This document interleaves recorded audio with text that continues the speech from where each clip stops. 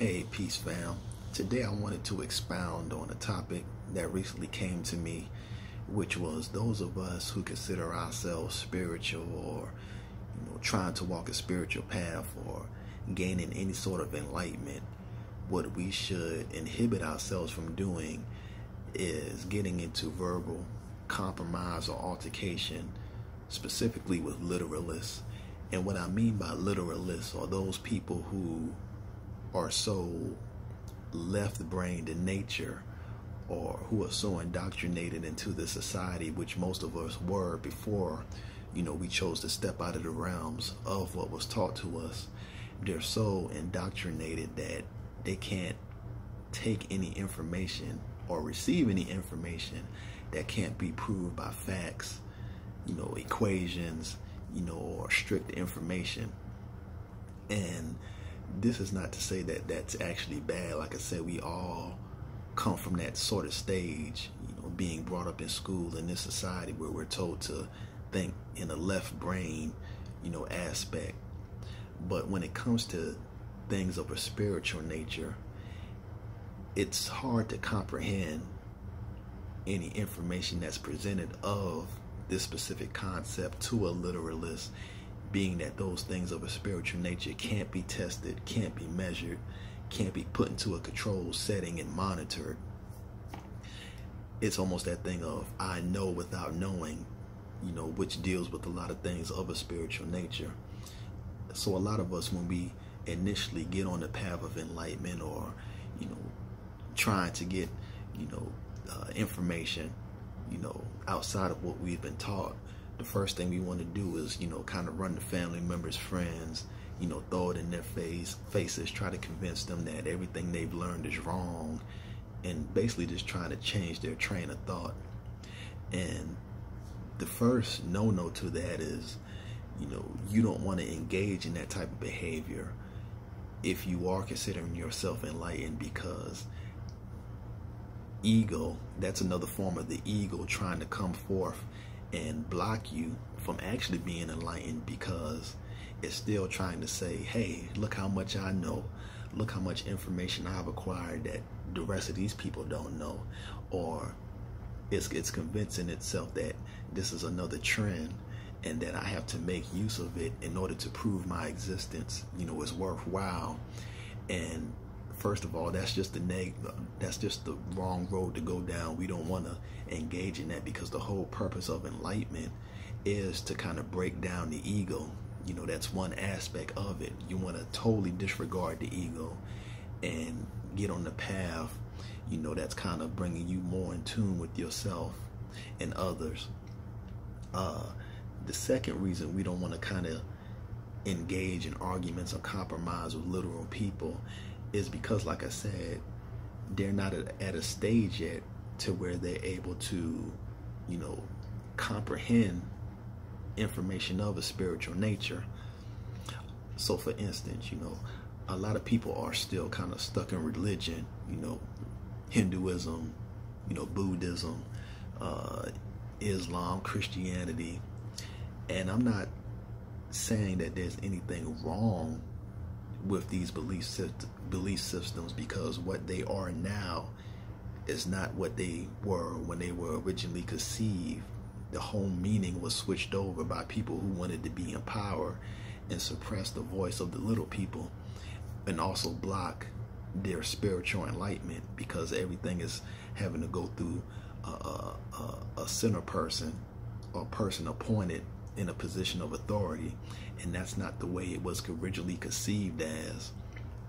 So a lot of people are stuck in religion and they're not taught the higher meaning or original concept of what is written in their various scriptures or books, and thus they spend their whole lifetime learning the literal meaning of these stories and not fully getting an understanding of it to awake themselves or ascend any higher outside of their, temporary religious organization. Which is a sin in itself, because, purposely trying to keep people asleep, is almost a major crime, of spirituality. Um, but a lot of people, they're just taught to take the literal meaning. And most people can agree that when you read a lot of these books from page to page, take for instance the Bible, a lot of people brag that they've read the Bible all the way through. I started with page 1 and finished to the last page. But what they won't admit is that they're unable to fully comprehend or make sense of any of the stories that are in the Bible. Whether it be, from Genesis to what's happening in Revelations, has got to be one of the most confusing, text to read, being it deals with stuff of such a higher, happening than what's going on in the physical realm, that the mind, being a physical entity, can't even comprehend what this book is talking about. But if we are on the path of enlightenment, or we have someone that we're able to go to in order to help us interpret these things, that's a benefit unto us, because they help us see the deeper or esoteric meaning, of books like Revelations or, Genesis. So more specifically, a lot of people take the Adam and Eve story as literal. Two people living in the garden, created by this God, with a tree they're told not to eat from. Then one day a snake, a walking, talking snake, comes up to Eve, convinces her to break the law, of that being that created her, and then go back and convince the man to eat it. And therefore, as punishment, they're kicked out of the garden, and everything is the blame on the woman. And woman is cursed by having to rear children or having labor pains, through childbirth. If that isn't the most confusing and, just sinister, in the most ignorant, version of that story, I don't know what else is. And we can tell that that makes no literal sense. There's nowhere we can go in the world today. And I'm saying this because you can't take one part of the book and say that is literal, and then we go to other parts and say, oh, well, that's not literal. It's speaking of a spiritual sense. It's either one or the other. You know what I'm saying? So people will go back and forth because they don't understand even the information that they're reading. So what we have to do is look at the esoteric meaning, and our ancestors wrote in a specific way to where a lot of these stories applies to a wide variety of things. It's not just one thing, whether it be astrotheology, the biology of man and woman, or the journey that our soul goes through while in physical bondage. So when we're looking at the Adam and Eve story, if we can get to a point where we understand that, Adam and Eve represents the left and the right brain, and the serpent represents the kundalini energy that rolls up and pierce, the pineal gland, or awaken the third eye or open the third eye, and thus, Adam and Eve begin to think or become like gods, then it makes more sense in a spiritual aspect. But if we continue to interpret these stories literally, they make no sense at all, and we don't know how to apply them through our daily lives. I mean, there's no way that we can use the literal form of Adam and Eve, to help us on our spiritual journey, because most people, there's no sort of fruit or any type of tree anywhere that someone could say, hey, don't eat this or you're going to be banished or something bad is going to happen to you. Now, I'm not talking in the sense of eat something poisonous, but I'm talking in that same aspect of what supposedly happened in the garden.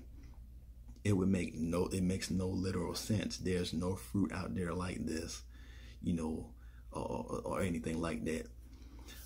And the same applies with the whole Jesus, which I call mythology, because it's not a actual story. The whole Jesus story is meant to be individual. It applies to self. You're supposed to place yourself in the shoes of those characters and understand the different levels of enlightenment or stages, of enlightenment that you go through in life in order to reach your Christhood. Same thing with the Hindu deities or whatsoever. So if we're continuously trying to get into arguments with literal people about these things, we're ultimately doing a crime, to not only ourselves, but unto them, because no one is able to learn anything, being on two opposite sides of the coin. And this is where a lot of your atheist people come from. I'm not going to criminalize an atheist, but they're looking at it based on, how they were taught and how they were brought up and indoctrinated in the society, that you're supposed to approach everything, with a measurable mind. If you're not able to prove it, if you're not able to, interpret it via one of the senses, then it's obsolete. It has no usage. And you can't apply that kind of thinking to spiritual matters. You have to turn on the spiritual mind in order to interpret a lot of these texts. So to most people, I would recommend just kind of, if you are a literal minded person, try to get more into your right brain functioning. Try to suppress a lot of the left brain thinking that we've been indoctrinated and brought up into, and try to, do more abstract thinking, read more parables, interpret more things like riddles, read a lot more spiritual texts, and try to apply these things to a variety of dealings within your own life. Even like the Apostle Paul said in Corinthians that, these things should not be taken as literal because they're of a spiritual sense. And most people still to this day, they take the entire Bible as literal, and then they're confused about why certain events haven't happened or why things haven't transpired or whatsoever, when the way that they've been taught to look at it, it has been wrong for so many years. So I just wanted to hand that out on today. Peace.